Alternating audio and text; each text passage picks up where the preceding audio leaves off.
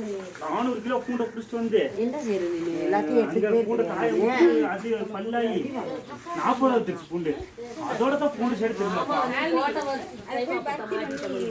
அதோட சரி பூண்டை விட்டுட்டோம். இந்த டைம் ராஜேஷ் விடாம ஃபுல்லா அவரு பூண்டு பிடிச்சாலே போன டைம் போட சொல்லி இந்த போன டைம் போட்டது நேரம் கடனே முடிஞ்சிருக்குப்பா.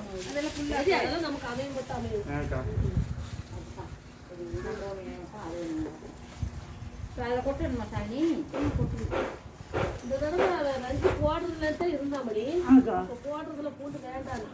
என்ன நினைச்சேன்னா இந்த தடவை போய் முதல்ல போட வேற பிடிச்சி சொல்றேன். இல்லை எல்லாமே அந்த டைம் பூண்டு போடுறாங்க. என்ன பிளான் பண்ணாலே தெரியல போய் வாங்கிட்டு என்னன்னா விதைக்கு நம்ம சைடில் இருந்து இல்லாமல் வெளி சைடில் இருந்து வருவாங்க. ஏன்னா பூண்டு டிமாண்டா வெளியில் கொஞ்சம் மார்க்கெட் இருந்துச்சுன்னா எல்லா பூண்டு விதை எடுக்கிறதுக்கு இந்த டைம் வருவாங்க. நீங்கள் வச்சு இந்த வருஷம் முடிக்கணும்.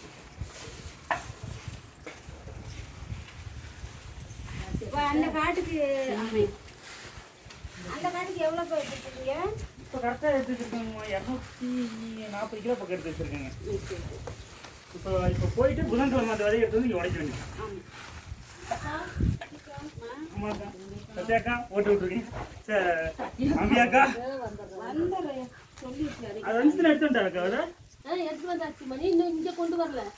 இடையில நம்மளுக்கு எருவு கேட்டாரு கோழி எருவு. ஆமா கோழி எருவு தான் சொல்லிட்டு இருந்தேன். ஆமாக்கா மஞ்சள் போட்டா செட் ஆகுதுன்னா கோழி இது கோழி பீதாக்கா போனது அதைத்தான் சொல்லிட்டு இருந்தேன் மணி. ரெண்டு காட்டுக்கு இறக்குற மாதிரி ஒரு தடவை போடலாம்.